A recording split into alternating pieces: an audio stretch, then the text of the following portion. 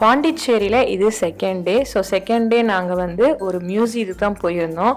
இங்கே வந்து நிறைய சிற்பங்கள் வந்து வச்சுருந்தாங்க. ஆக்சுவலாக இது வந்து பழங்காலத்து சிற்பங்கள்னு சொல்ல முடியல பார்க்குறதுக்கு. எல்லாருமே செஞ்சு பழகின சிற்பங்கள் இங்கே இருக்கிற மாதிரி தான் எனக்கு தெரிஞ்சுது. இங்கே பெரியவங்களுக்கு 10 ரூபா, குட்டீஸுக்கு வந்து 5 ரூபா அப்படிங்கிற மாதிரி டிக்கெட் இருந்தது. வெளியே பார்க்குறப்ப எங்களுக்கு வந்து என்னடா பழைய பழைய சிற்பங்கள், உடஞ்ச சிற்பங்களாக இருக்குதே அப்படின்னு யோசித்தோம். உள்ளே போகிறப்ப ரொம்பவே சூப்பராக இருந்துச்சு. குழந்தைங்க வந்து எல்லாத்தையும் பார்த்துட்டு சாமி சாமி அப்படின்னு, இந்த சாமியை பாரு அந்த சாமியை பாரு அப்படின்னு அவங்க விளையாட ஆரம்பிச்சிட்டாங்க. இந்த வீடியோவில் என்னென்ன சிலைகள்லாம் இருக்குது, எந்த மாதிரி சிற்பங்களாக உள்ளே வச்சுருக்காங்க அப்படிங்கிறத நீங்களே வாட்ச் பண்ணி பாருங்கள். ஏன்னா சொல்கிற அளவுக்கு எனக்கு வந்து அனுபவம் பத்தலை. நான் பார்த்து ரசித்ததை நீங்களும் பார்த்து ரசிங்க, அவ்வளோதான்.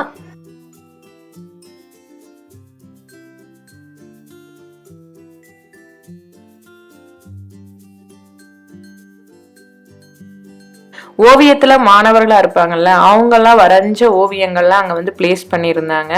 ஒவ்வொன்றுமே பார்க்குறதுக்கு அவ்வளோ சூப்பராக இருந்துச்சு. இந்த மாதிரிலாம் பண்ணுவாங்களா அப்படிங்கிற மாதிரி இருந்துச்சு. ஒவ்வொரு சிற்பங்களாக நீங்களும் பாருங்கள். நான் கண்டு ரசித்ததை உங்களுக்கு நான் காட்டுறேன்.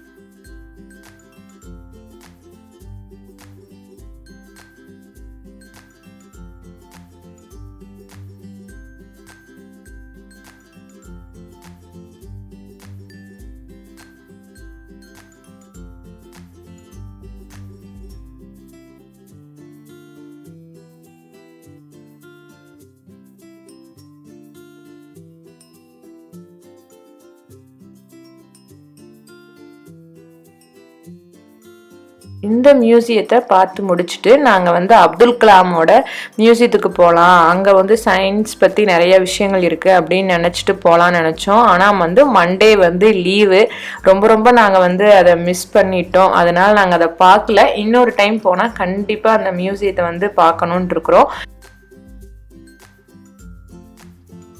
அப்புறம் பாண்டிச்சேரியிலேருந்து கிளம்பி சென்னைக்கு வர ஆரம்பிச்சிட்டோம்.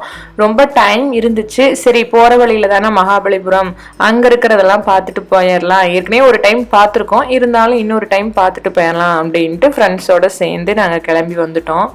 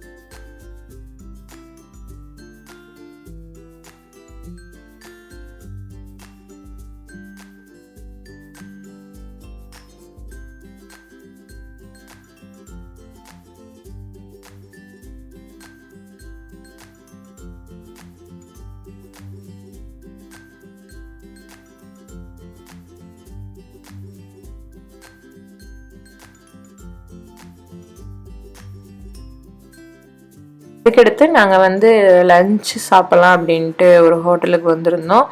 ஸோ இங்கே வந்து உள்ளே போகிறப்ப அப்பியரன்ஸே அவ்வளோ சூப்பராக இருந்தது. எல்லாம் செடியாக வச்சுருந்தாங்க. போன உடனே வந்து கிட்ஸ் பார்க் தான் இருக்குது.